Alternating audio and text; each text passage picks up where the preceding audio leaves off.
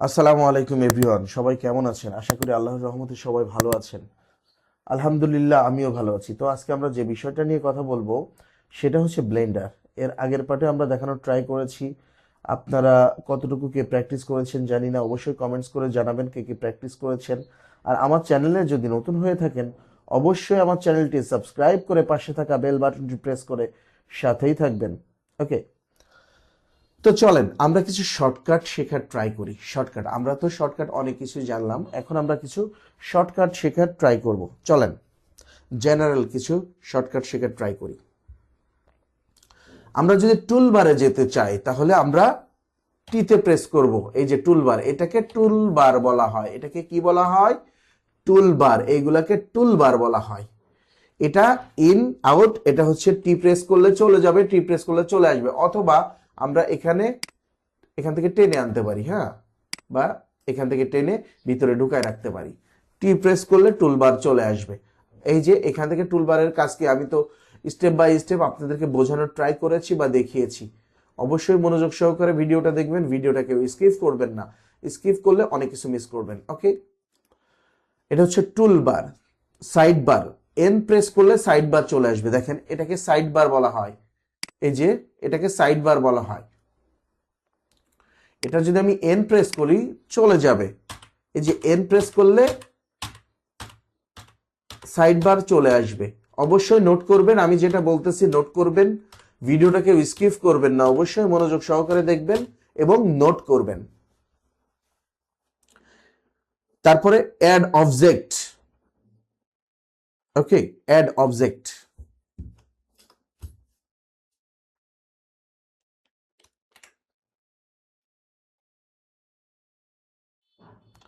Add object কিভাবে আমরা যাব? এটা তো এডিট মোড। আমরা অ্যাড অবজেক্টের শর্টকাট হচ্ছে গিয়ে যে বড় তীর চিহ্নটা আছে, তীর চিহ্ন, এখান থেকে হচ্ছে গিয়ে আর এ সাথে এ, হুম,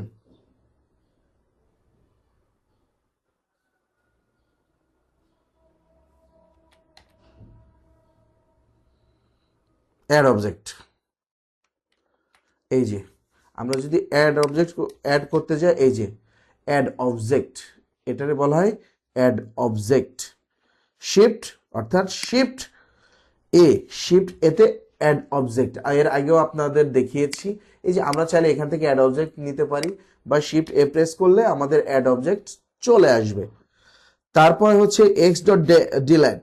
ডিলেট করবো কিভাবে? এর আগেও কিন্তু আপনাদের দেখানোর ট্রাই করেছি। আমরা ধরেন আমরা র্যান্ডম কিছু অবজেক্ট নিয়ে নিই, র্যান্ডম কিছু অবজেক্ট নিলাম, প্লেন নিলাম, বা এখান থেকে হচ্ছে মানকি হেড নিলাম, কইসে মানকি হেড ম্যাশ, এই যে মানকি হেড নিলাম, ঠিক আছে।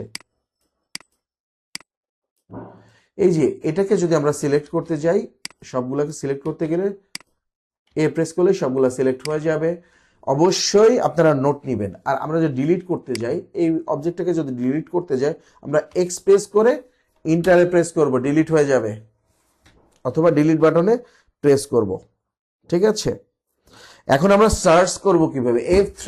যদি আমরা কোনো কিছু সার্চ করতে যাই, আমরা F3 প্রেস করলে এখানে চলে আসবে, যেমন about Blender, install application, template. এখান থেকে আমরা কোনো কিছু সার্চ করতে গেলে ধরেন হচ্ছে গিয়ে এখানে আমরা কি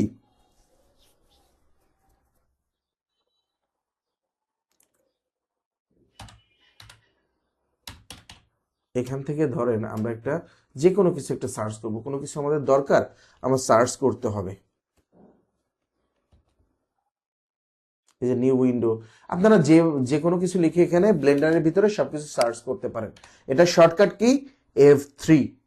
কে কে বুঝেন নাই অবশ্যই কমেন্টস করে জানাবেন, আর যদি বুঝে থাকেন এইভাবে কাজ করবেন। মুভ টুল তো আমরা দেখিয়েছি, মুভ অবজেক্টে জি দিয়ে জি প্রেস করবেন, এটাতে জি প্রেস করবেন, এটা আমরা কিন্তু শর্টকাট শেখাচ্ছি।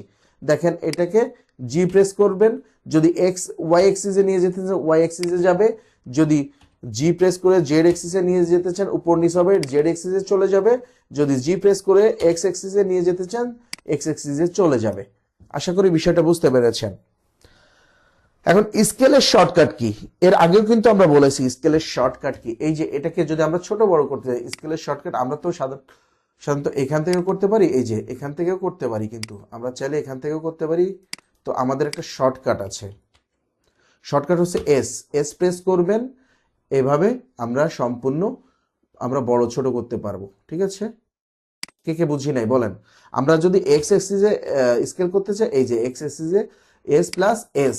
এখন যদি আমরা ওয়াই এক্সিসে আমরা স্কেল করতে যাই, এস প্রেস করব, তারপর ওয়াই প্রেস করে আমরা টান দিলে ওয়াই এক্সিসে আমাদের স্কেল হয়ে যাবে। এখন যদি আমরা জি বা জেড এক্সিসে স্কেল করতে যাই, এস জি, ওকে। আমরা যদি শুধু এখন এক্স ওয়াই এক্সিসে আমরা স্কেল করব, আমরা জি এক্সিসে স্কেল করব না, তাহলে কি করতে হবে? এস প্রেস করার পরে শিফট জেড। দেখেন এখন জেড এক্সিসে আমাদের স্কেল হচ্ছে না, শুধুমাত্র এক্স আর ওয়াই এক্সিসে আমাদের স্কেল হচ্ছে। বিষয়টা কি বুঝি নাই বলেন। যদি না বুঝে থাকেন অবশ্যই কমেন্টস করে জানাবেন, আমি আরো বিশদ বোঝানোর ট্রাই করব। আর অবশ্যই আমার চ্যানেলটি সাবস্ক্রাইব করে রাখবেন। আজকের ভিডিও এ পর্যন্তই, পরবর্তীতে দেখা হবে নতুন কোনো ভিডিওতে বা এর পরবর্তী পার্টে। ততক্ষণে সবাই ভালো থাকবেন, সুস্থ থাকবেন, সুন্দর থাকবেন। আর হ্যাঁ, অবশ্যই আমার চ্যানেলটি সাবস্ক্রাইব করে পাশে থাকা বেল বাটনটি প্রেস করে সাথেই থাকবেন। Thanks for watching. আল্লাহ হাফেজ।